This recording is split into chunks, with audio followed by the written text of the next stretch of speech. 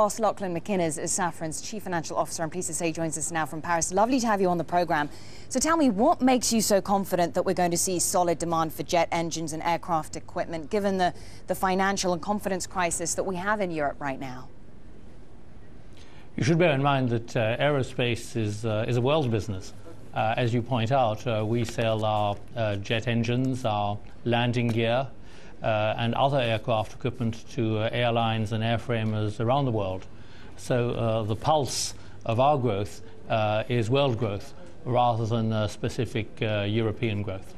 So then talk to me about what is going to drive your revenue over the course of the next year in terms of the geographical areas. It seems as though you're not really expecting a great deal of impact from Europe if the situation was to worsen here.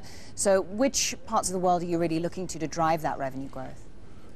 It's not just about geography, although that plays. It's also about the product. We have a significant installed base of aircraft. As those aircraft fly more and more around the world, the aftermarket sales, which is a big driver for our profit, is forecast to increase, and indeed has regularly over the past few years.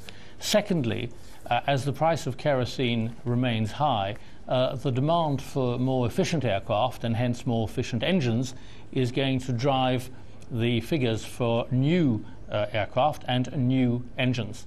The savings an airline makes when it brings into service an aircraft with a new engine are very considerable in terms of kerosene.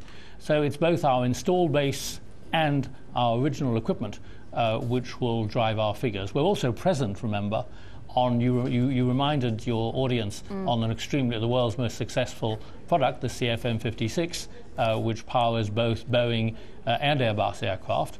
Our landing gear, our nacelles and other significant equipment are also on new and growing programs, the A380, the A330, the A350 tomorrow.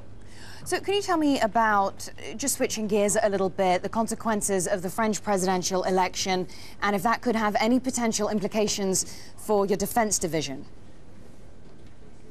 By and large, you should remember that our defence division is approximately 10% of our turnover, slightly more if you include military engines. We're present on very long-term programs, which are both French and with significant export components, so we wouldn't affect the current election environment to affect our defence business either domestically or on export markets. Ross McInnes, Chief Financial Officer of Safran, thanks very much for your time.